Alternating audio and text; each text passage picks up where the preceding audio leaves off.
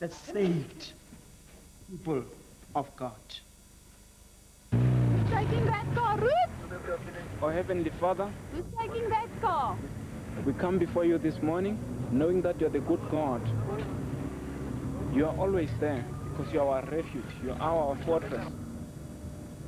As we are going out, of God, shower thy Holy Spirit unto us so that we could act according to the law and make sure that we don't act in a biased way to address this issue of crime. But with your help, we know that we're going to make it. In the name of your Son, Jesus Christ. Amen. Thank you. Caps on. There are people who are suffering, but God loves them. God. You can't really trust a black, let's put it this way. Because the reason why you can't trust a black is not a human being. God never made them. They don't have a human skull. They don't have a human brain. They are completely different from a human being. Now look what I'm doing. Could I still be from the Kaapstadse police? We're having a roadblock. It's normal. It's in your own interest. Can you please get out of the car and show us your ID card and your driver's license? The time has come when you say God has made our lives better. Freed from the power of sin, from poverty, from suppression, from guilt, and so forth. We work on informers. We've got a very good informers network and we work on our informers. They give us a lot of valuable information which we act on. What about those people? The police don't shoot at anyone unless they are confronted. So go and tell the friends in the township, tell other friends in the church that police are very good people and we have got to tell them. Even if they make you scared, don't get scared. Just close your mouth and keep quiet. Once he moves away from you, you phone. 10, 3, 2, 1. Good searching. You people must look at these things, right?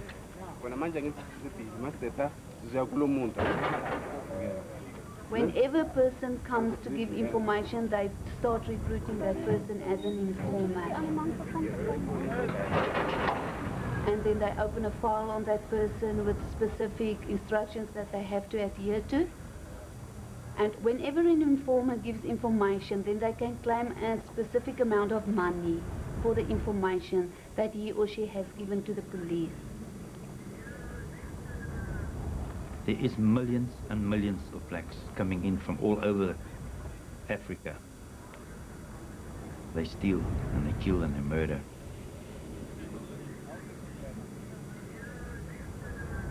There's no way you'll stop crime anymore until all blacks have disappeared off the earth, and that's impossible for now.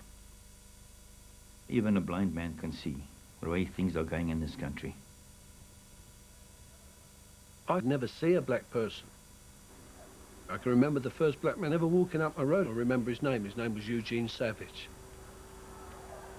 The Teddy boys at the time followed him up the street, touching him. I couldn't make out what this guy was.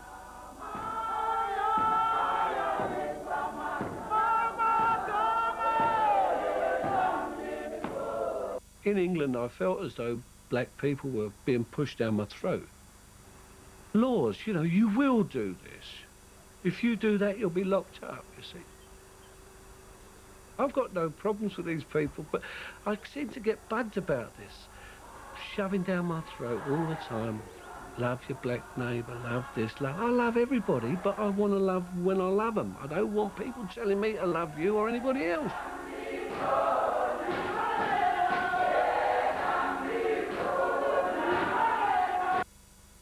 It was pushing me to be a racist. Yes. You know, I think, black buggers, you know, I won't say that, but I mean, that's how I was thinking. And I mean, when I lived in Hatch End, I'm in the right place now. I've struggled on. I've got the chalet bungalow. I'm living in the right place. Next door, I'm working class in the wrong street. They don't talk to me for 7 years. I've got my kids to drop cards in. You know, Christmas cards. Hello, Vince is here, like, you know. No, don't talk to them. Working class boys in the wrong street made it.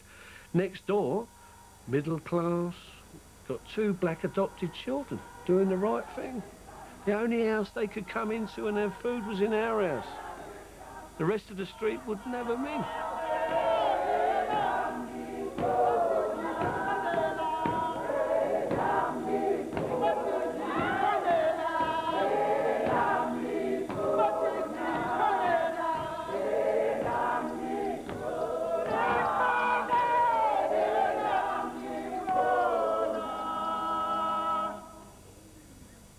They say there is a man that's going to come, he's going to wear a grey suit, he's going to have white hair. He will come and he will save this nation, and he will rule this country. It's the most beautiful country in the world. We want it, we're going to get it back, and we will get it back. This is our country. This is God's country. The roadblocks that I've been through, it may be my grey hair and I might look honest, but they let me through. Normally I'm passed through. But if there's a black person driving, the police take money off them. They stop them, take 10 rand and let them go. Even if they're crooks, they'll let them go. So you can abuse them because they've got no power behind them. I believe all my successes are just a blessing from God. And I believe that God's hand is over me, and that is why he protects me, and that is why I'm never afraid.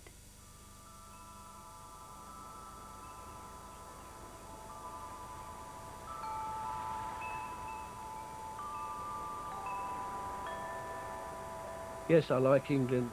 I was nothing there. I was trained as a plasterer. I was a good plasterer. But I was just Mr. Average. I couldn't get on anywhere.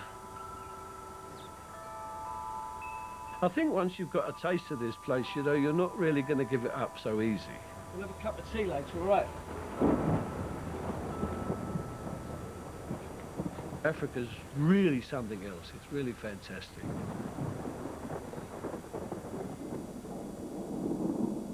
Yes, there's things I miss in England. It's a lovely place. All the things that I hold dear, it's there. Certainly my family, grandchildren. England. My family. Sorry about that one. The kids.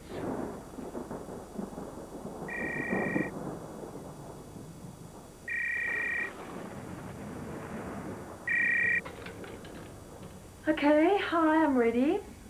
Okay, yeah, standing by. Under the gaze of the world's media, Britain and the world said its final goodbye to Princess Diana. It was a day of enduring images as protocol was broken and the monarchy dramatically challenged. So, who would have thought that I would have been here in London? It's amazing. I was on my way to Lausanne to cover the Olympics for 702 because Cape Town was bidding for the Olympics, and I was in transit at Heathrow Airport when they announced on the British Airways plane that Princess Diana had died. I got off the plane, the cell phone rang. It was my office saying, "I think you should stay put, dear." The words of the great and the good continue to flow in from around the world, but in many ways it's the prayers and thoughts of millions of ordinary people. I haven't even got clothes for London because Lausanne is warmer, so I'm going to just have to wear black all the time that I'm here. Maybe I'll use that as an excuse to go and buy something. The chiming of the bells at Westminster Abbey, sounding the end to a nationwide minute of silence for Princess Diana. And for many, those bells will also be remembered for sounding in a day on which the monarchy, even though we cover local issues in South Africa, and I'm running around South Africa, I also get these international stories, and this was luck. It was a speech described by many editors as one of the most significant in modern British history. Deborah Patter, 702 Eyewitness News, London. An unprecedented spate of attacks on foreign visitors to Pretoria has set alarm bells ringing in the city's tourism and diplomatic sector. Over the past few days, 9 foreign tourists have been attacked in the city's CBD. 702's Yusuf Abramji reports that groups of teenagers are allegedly behind the attacks. I've seen people killed for a pair of Reeboks. It's just the way they are. If you go to somebody in the street and you say, do you feel safe? You'll look around if he's not on candid camera, because that's a silly question to ask somebody in this country. We don't feel safe. We are not safe. We do get robbed, but we don't know raping and murdering, and it is bad. But normally we like to live here. Well, we love to live in South Africa. I won't live anywhere else.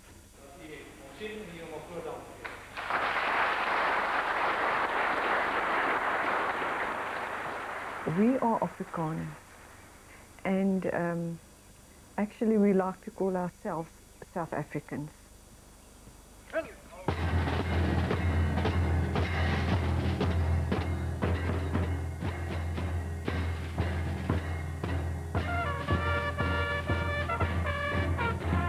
My dad taught me how to shoot from that I was 5. Now I can handle any firearm, any automatic weapon, semi-automatic weapon. I know how to clean it, take it apart. Everything about it I know.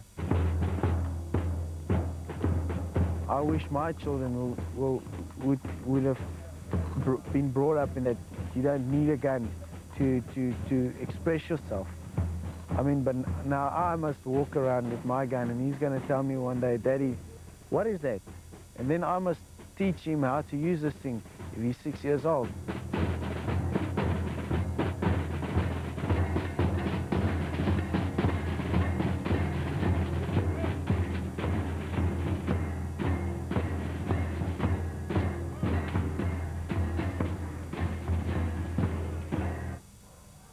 I was a student in the early 80s, and the struggle then was an issue between good and evil. You chose good, you chose to fight against injustice and oppression, to end racism, or you chose evil and you sided with the white oppressor. You never knew when the knock was going to come on the door. You never knew that maybe tonight was the night that the security police were going to come and get you, throw you in prison and disrupt your studies for many, many months. That knock could come at usually 4 o'clock in the morning, and there would be 10 armed police waiting.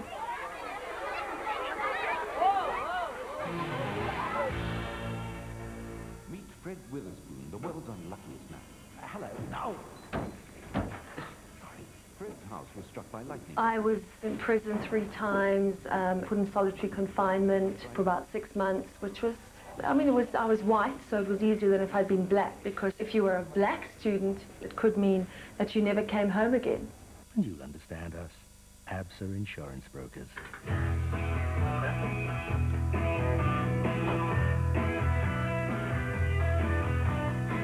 The music's hot and the heat goes on and the beat goes on, and you're with 702 at exactly 6 minutes past 4 on this afternoon, Monday, October the 6th. Enjoy it, whatever it takes, because you're never going to see this day ever again in history of the world. Trust me, I'm Dennis Smith. And you must please listen to your teacher. Can you remember who is this? What did I say? What is she of you people? Your mother. Your mother. You must listen to her. If something bothers you within your heart, you must go to your mother and you must tell to your mother. Remember, your mother cares for all the children. I'm the mother of all these police people, okay? So Osborne 702, the news now leads. 702 Eyewitness News, in touch, in tune and independent. A 33-year-old man has died after a cement truck crushed his car on the N4 highway near Pretoria. Police spokesperson Captain Morne van Wyk says the man had been driving in his car. On Sunday, my wife's brother, Wilson, was unloading some bricks at my mother-in-law's house at White City. in Soweto. Because she's building a wall around the house. And as he's unloading the bricks, two guys jump over the fence, take out the bad news, and, oh, drill him stone dead. They take him to Krisani Bargwanath Hospital, but he's dead on arrival. And so they killed my brother-in-law, shot him dead, see? But it's not a news story. It's my boot. It's my brother-in-law, really, you know. Gold bullion is trading at $332.50 US an ounce. The rand is at 466.80 to the dollar. 702 land weather, fine and warm. No rain is expected. A low heading for 18 degrees in Pretoria, Johannesburg 16, and Vereeniging 14. Most of the blacks are just as normal as we are. But it really got worse since 1994. Omdat ons geïnfiltreer is en omdat daar informante is u as man alleen is u verantwoordelik. We used to play with the little blacks. It was our playmates.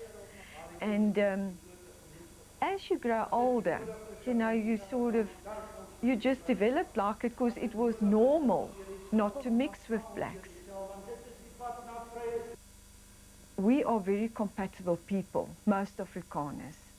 We mix with anybody and everybody. Madam, listen. One wonders what should be, in your opinion, the future of Prince Charles and Camilla. Oh, we've got a call. It's Phyllis. Hello, Phyllis. Hello, Dennis. My dear, I'm very well. You've called. I must he owes it to Camilla to marry her. Well, that's not love, then, is it? Surely love is a burning flame that consumes in its desire, doesn't it? I agree with you. She's not a beauty queen, but hey, you know, neither is he. I personally believe we will survive here and that God is in control and everything happens what must happen. Yeah, but he was still knocking off Camilla when he was married to Diana. Yes, I know. So I think he's a hypocrite. Absolutely. Would you have a hypocrite as your king? No. I'd rather have Nelson Mandela, at least he's honest. We had the apartheid era. Oh, my dear, that was so many years ago. We can't do anything about it. It's over and done with. It did happen, but we didn't always agree with what was happening.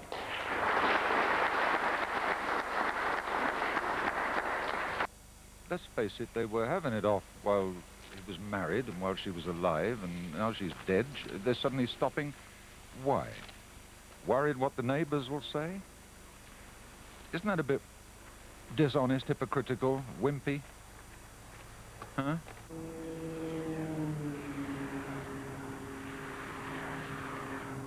The other day a politician said that everybody knew what was happening, but that's not true. The public didn't know what was going on. If we did know about it, we would have stopped it, because it's not part of our nature to be cruel. What would you do if you were Camilla? What would you do if you were Charles? Well, of course, if you were either Camilla or Charles, you'd be phoning 8830-702 right now, where the lines are open. You heard some things over the radio, but it was what was censored. But as public, we didn't realize it. You didn't know about the things that's going on. And there wasn't TV to show us that things.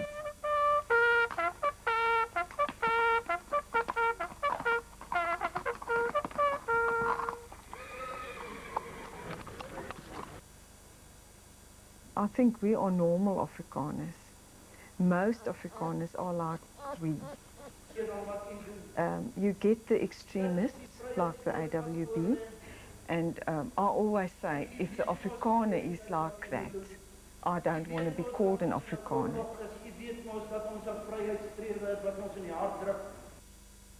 And we aren't like that. I mean, you can just watch the American TV, and you see their whole attitude towards blacks is much worse than ours against our blacks.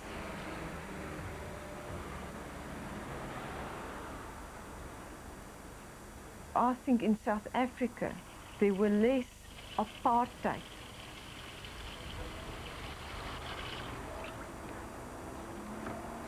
We've always been mixing. We had normal relationships.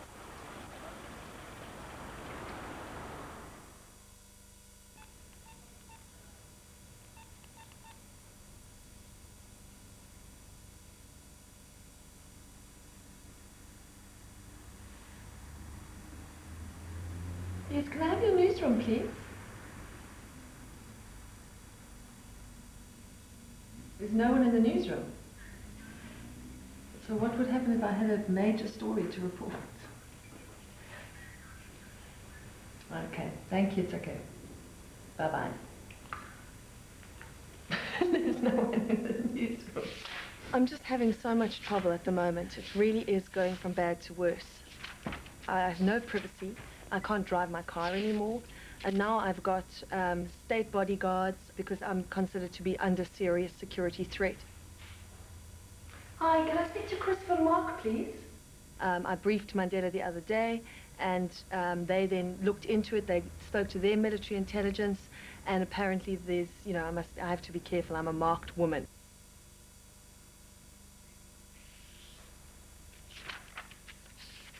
Chris, hi. My name is Deborah Patter. I'm a radio journalist in Johannesburg at Radio 702. Hi, I'm doing some research around the Samora Machel plane crash in 1986. I don't know if you have kind of any information around that time. Do you know anything about Second World War tactics to bring down Nazi planes? You know, they were sort of using false beacons, basically.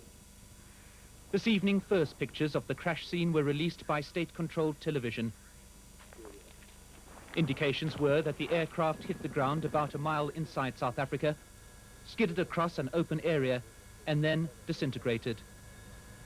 Afterwards, Foreign Minister Botha refused to speculate as to the cause of the crash, but rejected any suggestion of South African involvement. But it's definitely, look, I mean, it's definitely a story, Chris, because the Attorney General's got a statement, I think, from this guy.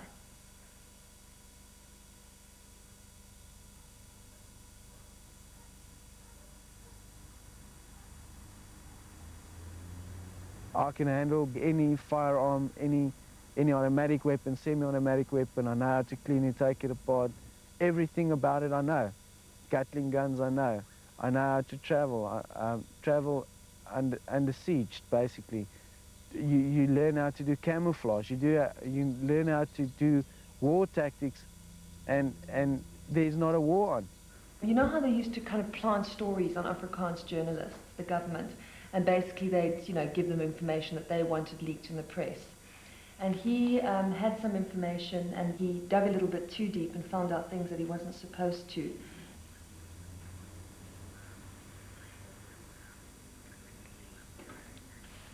Really? Oh, fantastic. And where is that? You must use certain tactics, like, for instance, driving in your car. If you get into the car, first you shut your lady's door, close the door, lock her door, lock your door, put the central locking on, check in the mirrors, put an extra mirror in the center of your vehicle just to see if there's nobody right next to you. That's just for getting into your car and driving to the shop to go and buy bread.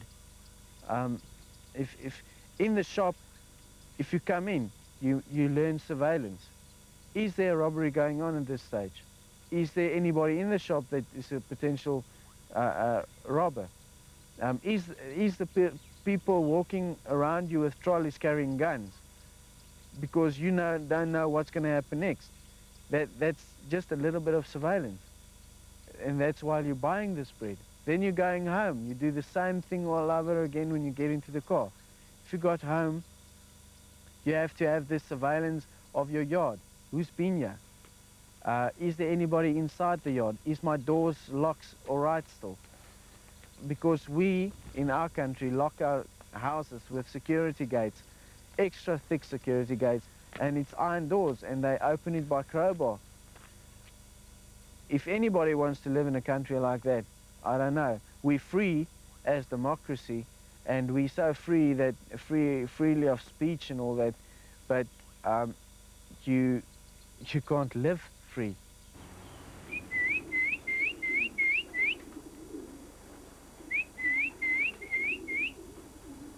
Come.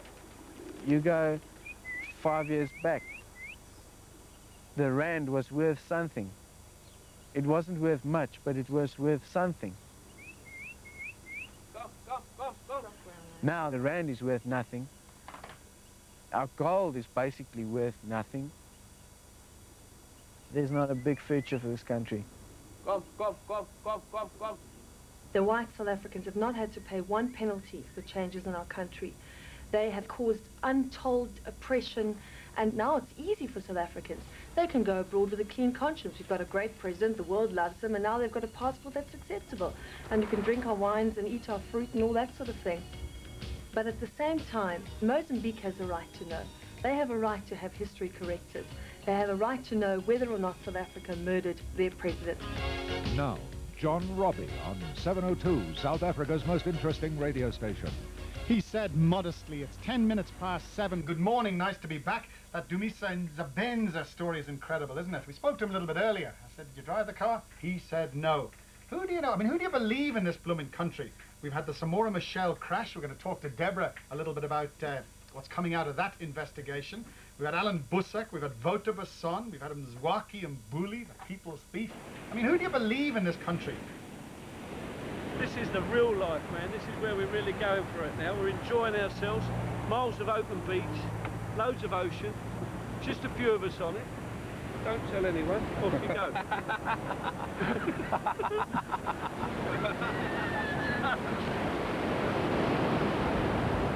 Wife's going to come down here and really love it. Park her up in a nice little house on the beach here and we'll be away. Bit of fishing. You know, it'll be brilliant. If you've got any calls, if you've got any comments, if there's something you want to knock around, give us a ring at any stage on 883-0702.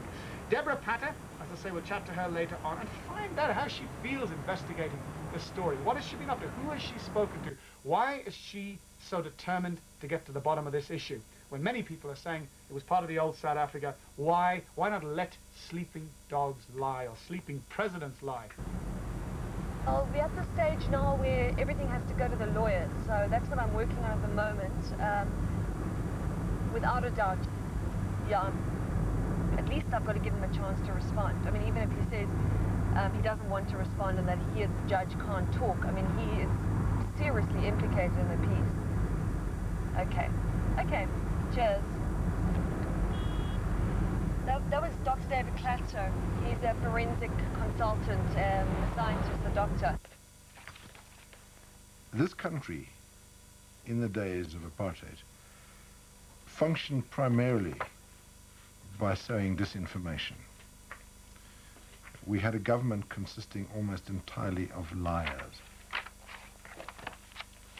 There were certainly some very interesting links to be drawn between the Nazis and the South African government.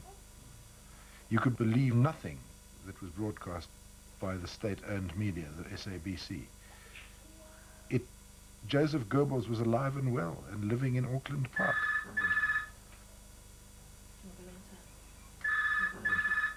He's critical to my investigation.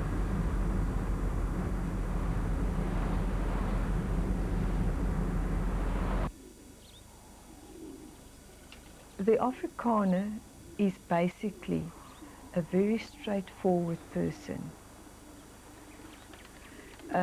We grew up respecting people because we've got Christian standards, and I think the blacks trust us more because they know if we say yes, it's yes, and if we say no, it's no. The English people tend to say yes to everything, but they don't do what they say. They won't mix with the blacks in any case. Where we as Afrikaners, we most probably won't invite them into our homes, you know, as friends or something. But the English will say, oh, we will mix, but they don't do it as well. And that's true. The getaway car used by robbers who stole 18 million rand in a daring weekend heist has this afternoon been recovered by police. Sunninghill Hospital has defended its security after an early morning hold-up. 4 armed men gained access into the hospital after pretending one of them needed medical help. They held up staff at gunpoint. Self-confessed police torturer Captain Jeff Benzine suffers from self-loathing and post-traumatic stress disorder as a result of his interrogation of anti-apartheid activist Ashley Creel in the 80s. Now, Benzine was the worst in the police force. He was utterly indoctrinated. He was really terrible in what he sought to do and what he in fact did. The Truth Commission was told by Benzine's former boss that Benzine had instructions to get information as quickly as possible from MK soldiers. This odious character, Benzine, went to the house where Ashley Creel was, and he alleged that Creel had attacked him with a firearm. And in the ensuing struggle, Ashley Creel had managed to get himself shot in the back with his own firearm. What in fact happened was they found the witness, but we could never track down. She went into hiding. But the ballistics indicated quite categorically that the police had executed these men after subduing them, and that they were simply shot out of hand. In cricket, Pakistan were 216 for 6 at the close on the opening day of the first test against South Africa. Gold bullion is trading at $333.90 US an ounce. The rand is at 466.45 to the dollar. Peace in 3, 2, 1. I'm standing at the site where the plane carrying Mozambican President Samora Machel and 33 others crashed into the mountain in the rural village of Imbuzini. But now a new investigation has been launched which hopes to blow the lid of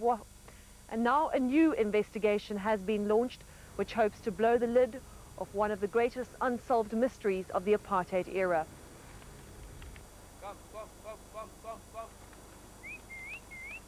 I haven't got a problem with the black moving in next door to me. I really don't. And what we find is that blacks, they really invite their family to their homes because they're too afraid they won't go away again. You know, that's what we can understand from them. Because the black that can afford a decent house doesn't want to mix with his own people. You must breed with the best pigeons you can ever get. Only racist pigeons to racist pigeons. You can't take a racist pigeons to a fancy type of pigeon. They haven't got the racing abilities. And you must always take winners to winners. Your chance is better to breed a winner out of a winner.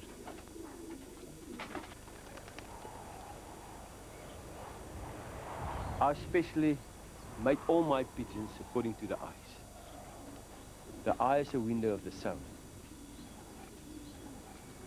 If you don't make your pigeons up according to the eye, you'll never breed winners again. Winners will always breed winners. I don't think we'll ever really intermarry. You will get the cases, but I think that will be more the exception than the rule. Yes, yes, yes. Yes, yes. It would be a shock. Because my husband will definitely have a heart attack if my son must come and say he's in love with a black girl or even a colored, because we are very traditional people. We not because we're racists. We are just traditional people. I'd kill them. If there are any pigeons that come in tomorrow, or day after, I'd kill them. I don't keep them because they haven't got the racing ability. You know, if they're not in the first 12 or 10 in a club, I reject them. I kill them. I do away with them. I don't keep those type of pigeons.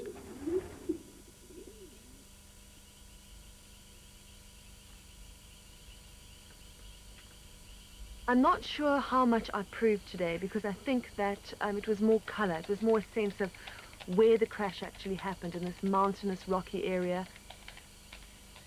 I haven't got proof that the military was setting up false beacons. But what I do have is a real sense of incredible fear. every time you ask somebody about, you know, is the SADF here? Were they here on the night of the crash? Did they do anything out of the ordinary? People just clam up. They say no. Ayeko is the word that they use. Do you know who the eyewitnesses are who actually saw unusual military activity in the area? I wouldn't know. You don't know. And it's as if someone has gone right across the area and said, don't talk to anybody, be quiet, and they're quite nervous.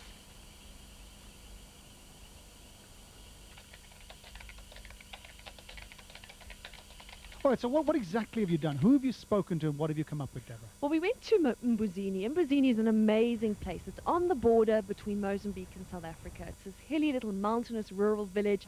You know, we went along, we bumped into this old man who was carrying this huge cabbage, and he was, you know, ambling along, and he was basically wandering over to the other side of the village to show his friend.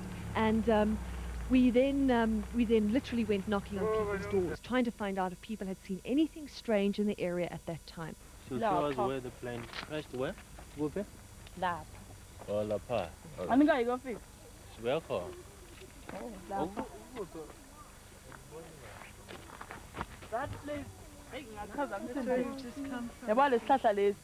Donald was with me, of course, because he speaks Swati, and the languages that are spoken in the area is Shangaan. Right. And ngathi nje ngilele ngabo 9:30 ngeva abantu bayavakala uyakhulekela umuntu uyacela ukuthi ngivuleleni. I was asleep around 9:30 and I just heard someone screaming. Wakhulekela ngisiteni. Help me. Nenkinga lapha sesiwele indiza engatseni. I've got a problem. We've just involved in a plane crash in one of the gardens here. What are the soldiers doing now? The soldiers in the area, what are they doing? Yeah, lesikhathi lesi nisa abantu le clinic amasoja bebayenza. Abengekho. Oh, there were no soldiers. Wangekho amasoja. Yeah. All right. Salbona. There were no soldiers. On the main road going through the mountain. Yeah.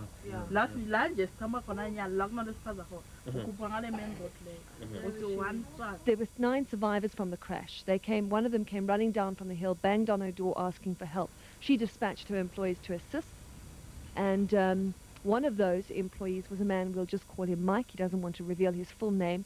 And he gave us a startling interview. He's never ever spoken. He's never told his story before. A lot of soldiers came in. They were moving up and down, and then they were going through the wreckage as people lay moaning and dying on the side, completely ignoring them and basically combing through the wreckage and confiscating documents. He saw a briefcase being taken out, documents taken out, put in the car.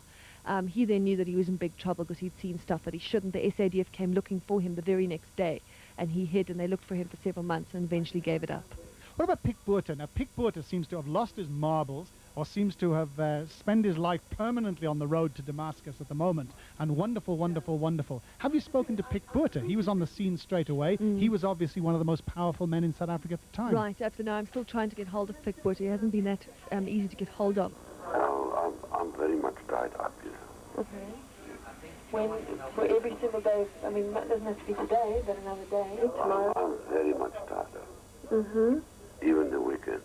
He was on the scene very early. He did admit later that they took documents from the plane. He didn't say how or when or where or why, and they photostated them, then scattered them back in the debris. I would dearly love to see those documents. I would dearly like to see what those documents had to say. Foreign Minister Boerter refused to speculate as to the cause of the crash, but rejected any suggestion of South African involvement. I find your attitude rather strange. I'm just saying, I'm Peter Fitton. Sure, completely understand. I find your attitude, lady, rather strange. So what I'm saying is I'm prepared to fit in, you know, it doesn't have to be this The week. remark of yours does contain a measure of venom and spite. No, I didn't mean it. I think you misinterpreted.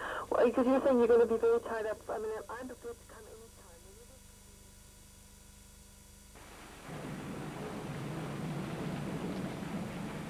anytime. You've got a locksmith here, Mandela. He only knows how to lock the prison door and get out.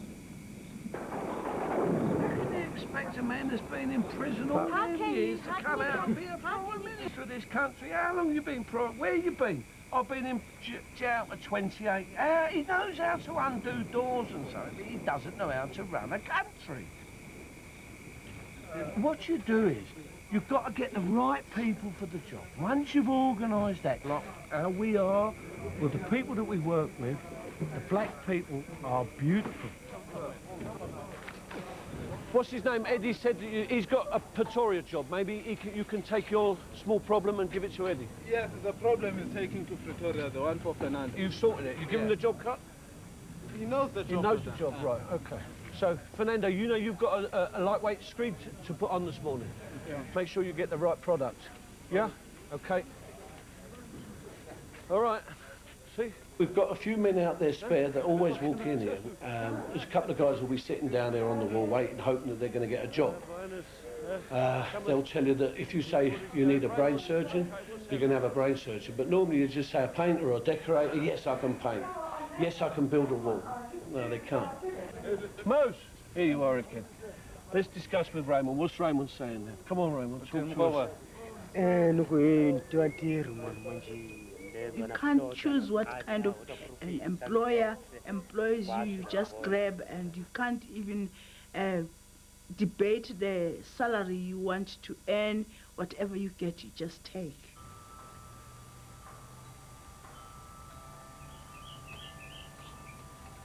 Take the tiles up, take the rubbish out. Don't say yes when you don't know.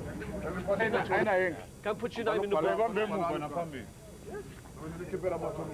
When you find the job, then you notice that you've come to the wrong place. I'm going to send them to the dam to dig up. And you try very hard to continue working there, but you try because you know how hard it is without a job. Sit up, make yourself a nice cup of tea, and put one of the lemons in it as well, so you enjoy it. All right? If we do ever have to get out of here, really we've got an option. We can go up to Zimbabwe, we can go to Malawi, we can go to Mozambique. They've had their fight, and they've had enough of killing and fighting and all that sort of thing. We haven't had that in South Africa. You did say the other day there should have been a fight. Even if we lost, which we would have done, should have had a fight, clear the air. It should have had a fight purely on the basis just to clear the air, so that everybody can calm down and get back to living. Do you speak English? Do you speak English? No. Do you? Who speaks English? Tomorrow good. Tomorrow good. Okay. I'm looking for people who speak English to just talk to them about the reopening of the investigation into Samora Machel. It's always a bit difficult with language and so on, but I'm sure we'll find people. Do you speak English? I speak Spanish. A little bit of English. Obrigado, say. No? No. Okay. No. Okay, thanks. It's just such an undignified profession. You spend half your time waiting for people that you don't even really want to speak to. I mean, who would wait normally like this against Salford and still wait? It's so undignified. Hello, do you speak English? Do you speak English? Little bit, yes. Good, then I can talk to you. Okay. Can I do an interview with you? I'm doing a story about the death of Samora Machel. The death of Samora Machel? Yeah. I don't know very well. Okay.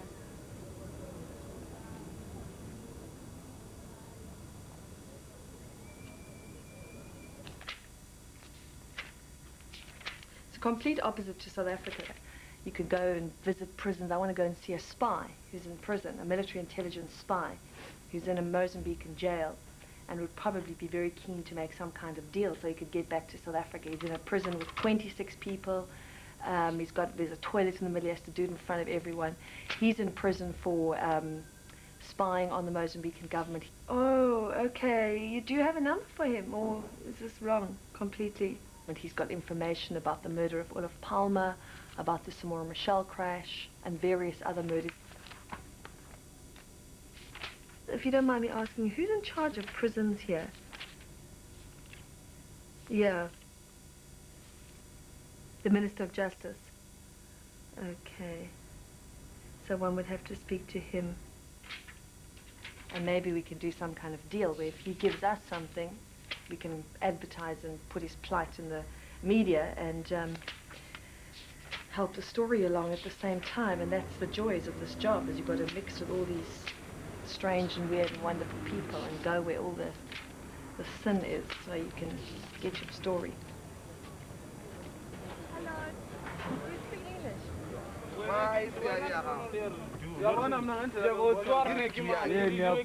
Tommy's son's had the ladder stolen. Did you know that? You know, it's gone missing. Listen, the ladders on the job for Mr. Davis got stolen from his job. Tommy's son must pay. All right. So Boss Richard says. What's he going to do about it? Who pays? Because also the boss's ladder went missing as well. You're going to have a problem with it. Keep an eye on everything here.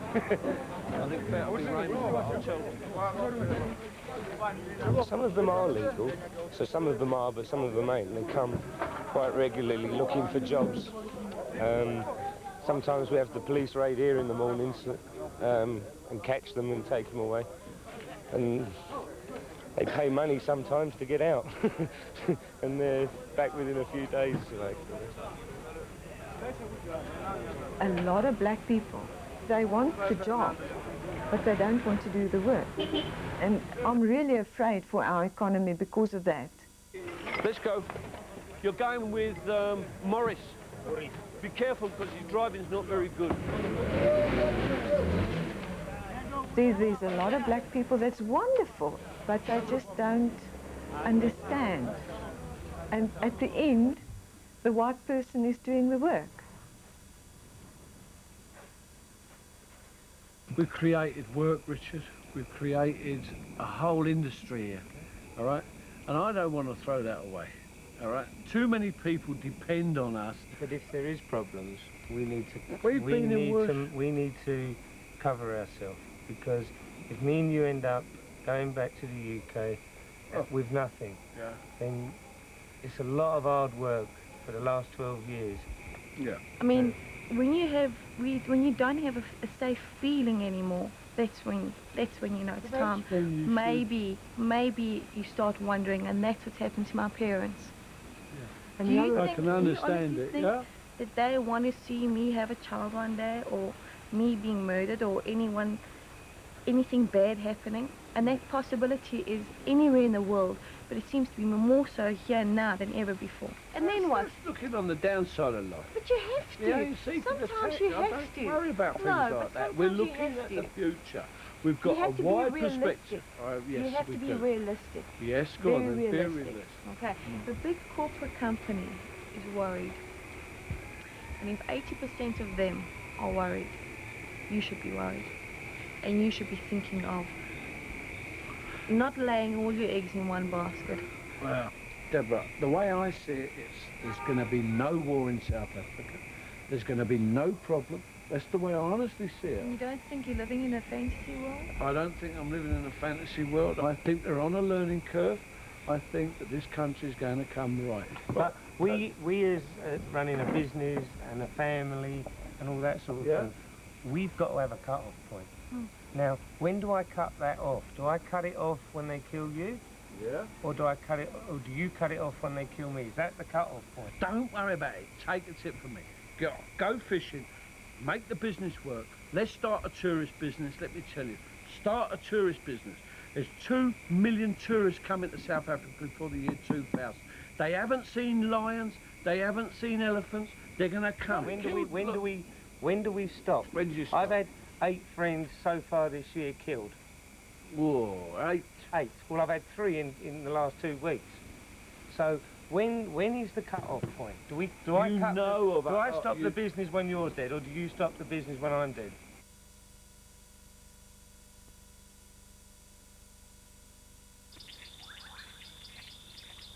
Well, my eldest son, he's running 2 businesses.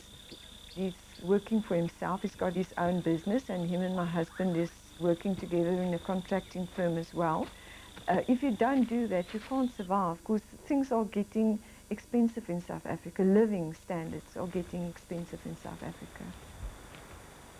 I saw that there's a need for money to eat, to survive. So I decided on the idea of cash loans on the basis of people's needs.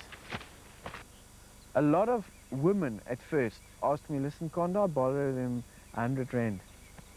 And I said, okay, when am I getting it back? So they said, I'll bring you 110 rand next week because my baby must eat. And after a while it became 2 or 3 or 4, and then I started seeing that there is a potential. There's a potentially business in this. You just say, thank God, I'm going to have a few rands in my pocket and I'm going to send my children something to eat at the end of the month, because times financially are very, very difficult. There is no money in our country. The interest is 30% a month times 12, so you make it 360%. And then there's a bad debt that you must consider. So the bad debt in this stage is 2.6% a month. So it works out, you make just under 280 to 300%.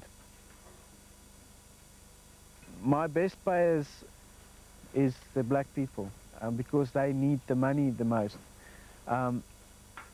My bad debt, I've got a few Indians, a few coloreds, I've got a few whites borrowing from me, and the whites at this stage is your worst payer.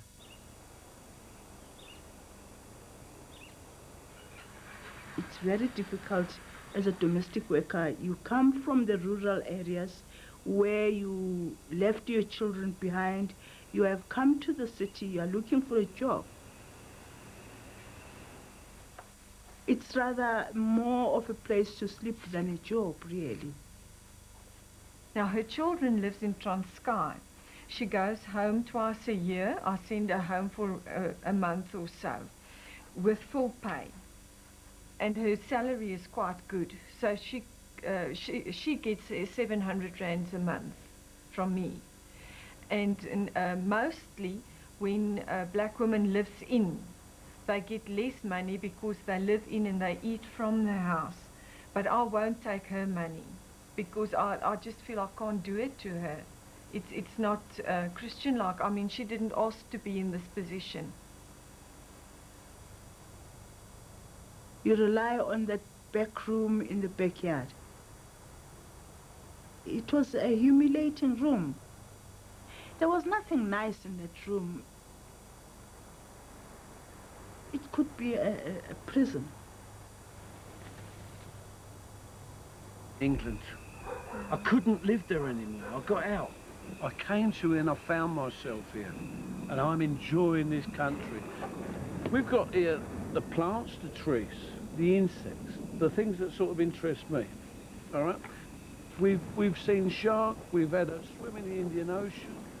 We're living a wonderful life, and it's not material. It's not materialistic. We have lovely food. We've got respect. But we have a lot better lifestyle than we had in England.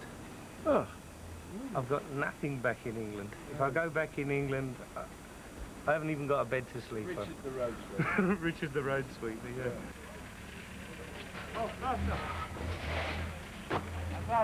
The ANC promised them this and promised them that, and I mean, I was outside a house one day just before the elections waiting to do a survey, and I see a black guy sitting outside, and I says, what are you doing here, like, you know, are you the gardener, what's happening? And he said, no, I'm waiting for this house.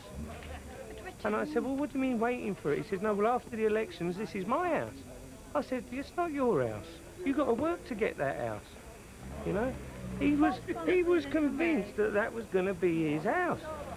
And that sort of thing was wrong, and these guys are going to get upset about it. And when they get upset about it, someone's going to pay. But it's not just that and either. I just worry whether we're going to be the guys that are going to pay. So, what are we going to do about it? Are we going to stay? I'm not going to lose my life over it. No. All right. And I am concerned, and I would seriously think about if somebody came up and offered me the right sort of money for Dampier, I would probably sell it.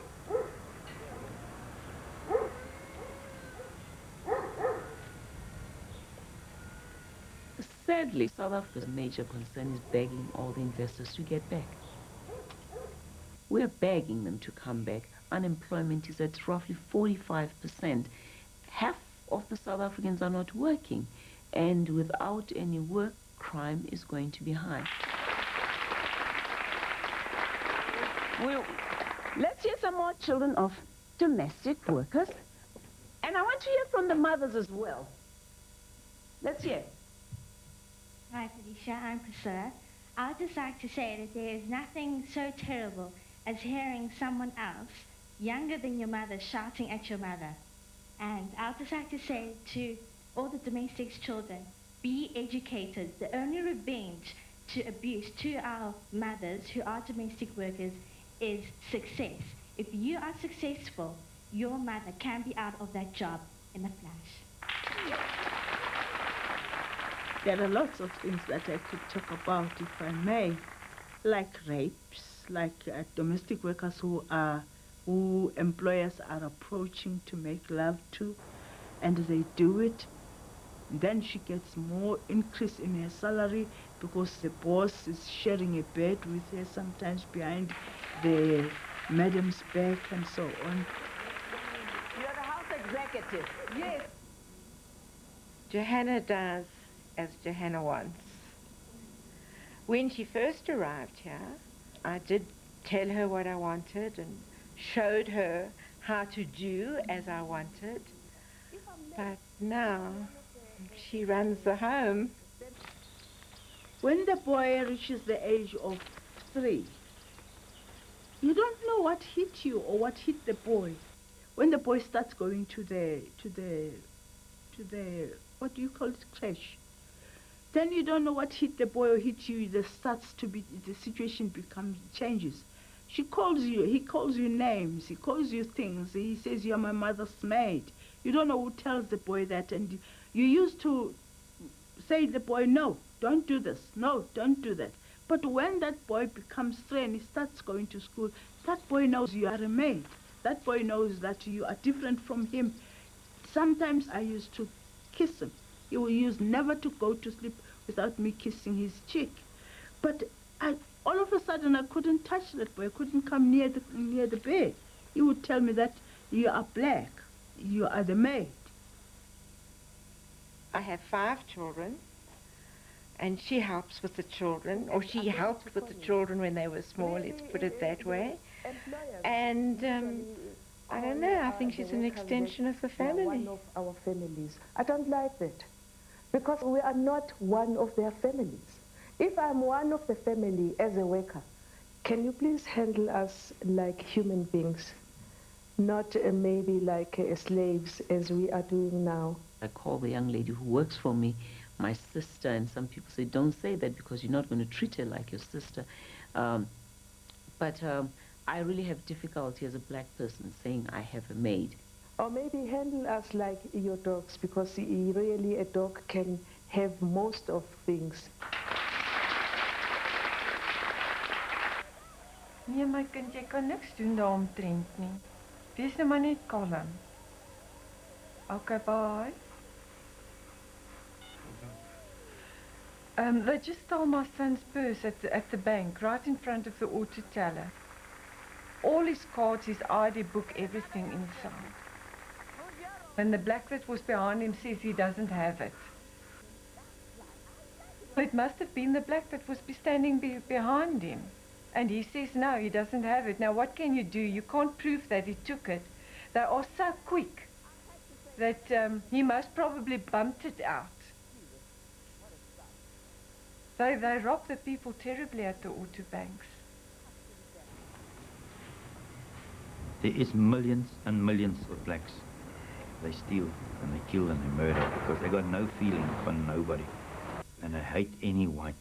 When they see white, they hate him.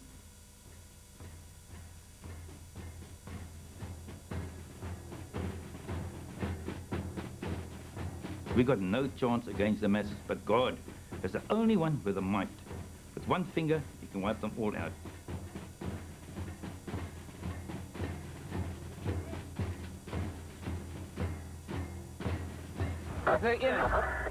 There's nowhere in the world there is a successful black ruler. They will destroy everything that they do take on. he can never actually become a human because he doesn't have mentality in him.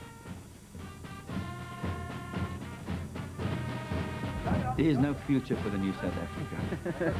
There is no political solution for the problems of this country. No political solution. And the white man is waking up now.